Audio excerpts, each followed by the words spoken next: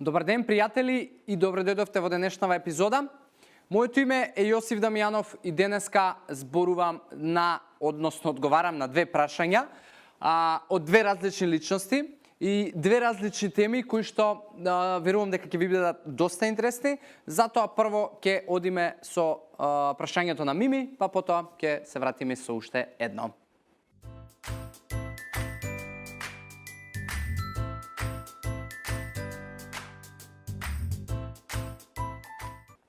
Мими, фала ти што искомунициравме на Инстаграм и одлучив да ова прашање го споделам и јавно, затоа што знам дека има луѓе кои што се оптеретуваат и се мачат со ова прашање. Конкретно и јас порано кога професионално тренирав ракомет и дополнително на тоа имав и фитнес тренинзи, а не баш внимавав на исхраната затоа што имав став дека е млад сум ја, не ми треба и така натаму, едноставно не ми се јавуваше никаков проблем за да превземам нешто што е многу губитничка стратегија.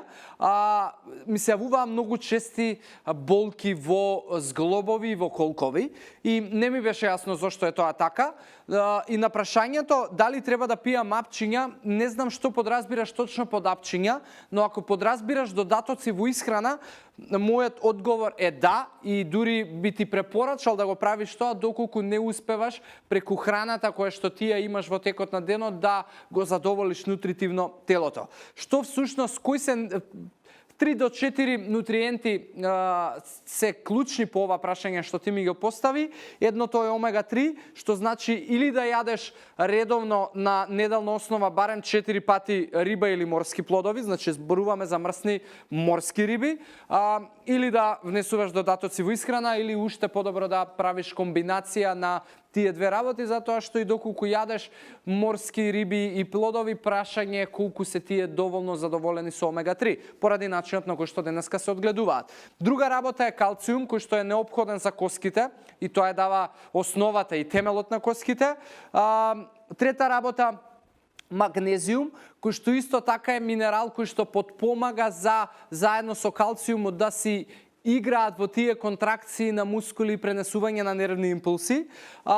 И четврта работа, протеин. Не дека би ги распоредил по важност, али овие 4 работи се од исклучително значење и важност да ги имаш во исхраната, затоа што со твоите секојдневни оптеретувања на мускулите и коските кои што ги правиш при вежбање, знам дека си огромен страственик кон физичка активност, придонесуваш големо оштетување и ти треба супер регенерација, и доколку не го правиш тоа, ќе ти се јавуваат овие проблеми и понатаму, и на сите тие кои што вежбањето ви е пасија, а при тоа исхраната ви е на многу ниско ниво и сиромашна, тоа ќе значи дека дефинитивно ќе имате проблеми и многу почести и поголеми шанси да навлечете некаква повреда. Така да ми мислам дека ти дадов одговор на прашањето кое што ми го постави. Фала ти уште еднаш, а сега одиме со второто прашање кое што исто така мислам дека ќе ве интересира.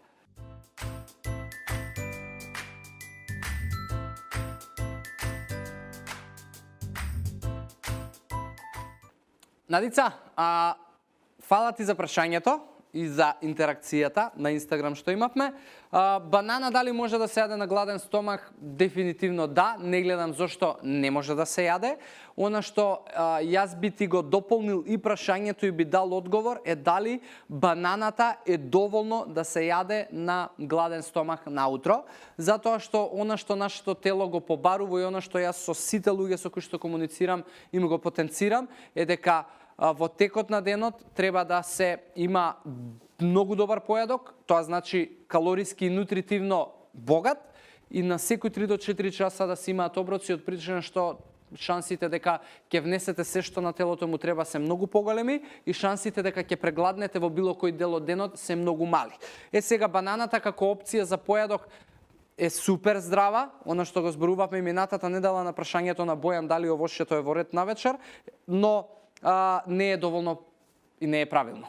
Затоа, мојот одговор на ова е да, но не само тоа. Значи, тебе не ти треба само банана на гладно, ниту па ќе ти се противи желудникот и дигестивниот систем ако изедеш само банана, но ти треба и поголема количина на протеин, и на масти, и микронутритивна вредност, затоа што во почетокот на денот нашите клетки се на нула, празни, дехидрирани, немаат нутритивна вредност, она што им треба е хидрација и полнење со макро и микронутритивна вредност. Така да, Надица, тоа е мојот одговор по ова прашање.